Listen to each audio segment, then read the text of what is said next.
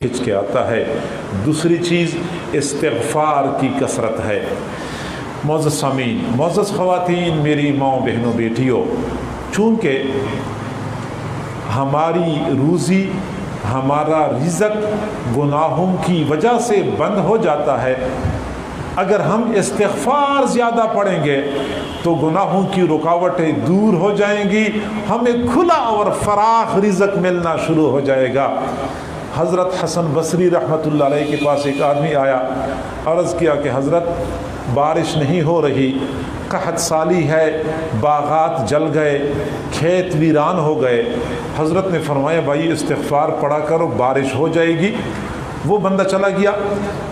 ایک اور آدمی آیا، اس نے کہا کہ حضرت مالی تنگی ہے، قرضے چڑھتے جا رہے ہیں، کاروبار ٹھپ ہو گیا ہے۔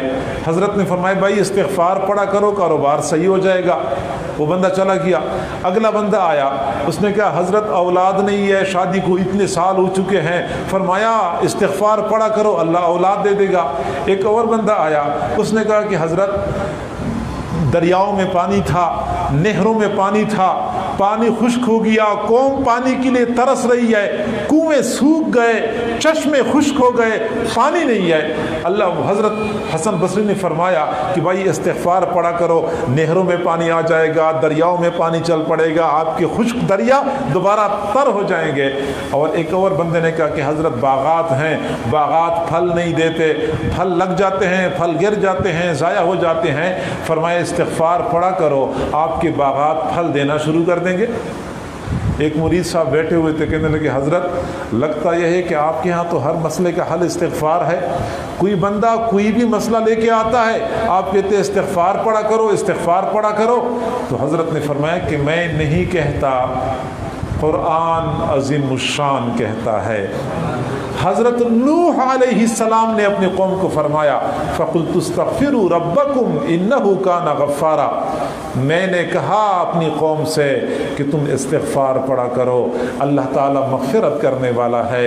يُرْسِلِ السَّمَاءَ عَلَيْكُمْ مِدْرَارًا، تمہاری اوپر تیز موسلادھار بارش برسا دے گا۔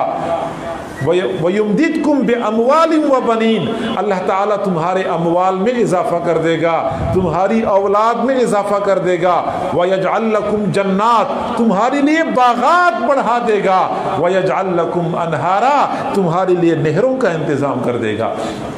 تو قرآن کی ایک آیت بتاتی ہے کہ استغفار کی بدولت اموال میں اضافہ ہو جاتا ہے، اولاد میں اضافہ ہو جاتا ہے، باغات بہتر ہو جاتے ہیں، خشک نہروں میں پانی چل پڑتا ہے، اور یہ سارے مسائل آج ہماری موجود ہیں۔ ہمیں چاہیے کہ ہم استغفار پڑھیں۔ اس قوم نے اجتماعی طور پہ اپنے اللہ کو ناراض کیا ہوا ہے، جب تک یہ قوم اجتماعی طور پہ اللہ کے سامنے توبہ طائب نہیں ہوگی اس وقت تک ہمارے مسائل حل نہیں ہوں گے۔ یہ جو خیراتی ادارے ہوتے ہیں جن کے پاس ہم جا کے جھولی پھیلا کے خیرات مانگتے رہتے ہیں، کبھی فلاں ملک والوں کے پاس گئے، کبھی فلاں ملک والوں کے پاس گئے، اس سے مسائل حل نہیں ہوتے۔ ان سے پچھلے حکمرانوں نے بھی خیرات مانگنے میں کوئی کمی نہیں کی تھی، شاید ان سے زیادہ خیرات مانگی ہوگی، یہ ان سے زیادہ خیرات مانگنے کی کوشش کر رہے ہیں۔ خیرات مانگنے سے مسئلے حل نہیں ہوتے، قرضے لینے سے مسئلے حل نہیں ہوتے، دوسروں کے سامنے دل کا دکڑا سنانے سے مسئلے حل نہیں ہوتے۔ مسئلے وہاں سے حل ہوں گے جہاں سے مسائل نازل ہوتے ہیں، جہاں سے مسائل نازل ہوتے ہیں وہاں سے مسائل کا حل بھی نازل ہوتا ہے۔ استغفار پڑھا کریں۔ اللہ تعالیٰ فرماتے ہیں وَاسْتَغْفِرُوا رَبَّكُمْ یمتعکم متاعا حسنا، تم رب سے مغفرت مانگا کرو، استغفار پڑھا کرو، اللہ تعالیٰ تمہارے اوپر نفع کے دروازے کھول دے گا، تمہیں نفع ملے گی، تمہیں کاروبار میں منافع ملنا شروع ہو جائے گا اگر استغفار کا اہتمام کر لیا۔ اور حضور صلی اللہ علیہ وسلم نے فرمایا من لزم الاستغفار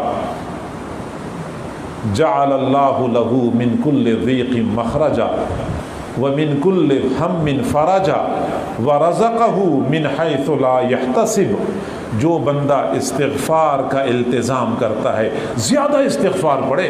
استغفار پڑھنا کوئی دشوار تو نہیں ہے، بندہ دکان پہ بیٹھا ہوا ہے استغفار پڑھتا رہے، خواتین گھر میں کام کاج کر رہی ہیں استغفار پڑھ سکتی ہیں، ہم سفر کرتے رہیں استغفار پڑھتے رہیں۔ مجھے تو اتنا یقین ہے، صرف یقین نہیں بہت آزمایا ہوا ہے، جب بھی کوئی بندہ کسی مشکل میں پھنستا ہے، کسی پریشانی میں گھیرے میں آ جاتا ہے، استغفار بندے کے لیے ایسے راستے بنا دیتا ہے کہ بندہ حیران ہو جاتا ہے۔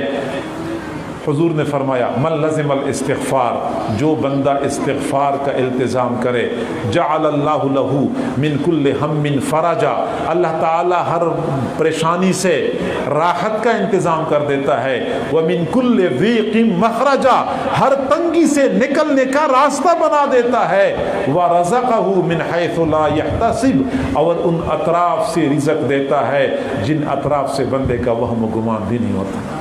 استغفار کی کثرت رزق کے دروازے کھول دیتی ہے، تنگی اور پریشانیاں ختم ہو جاتی ہیں۔ یہ دوسرا عمل ہے۔ تیسرا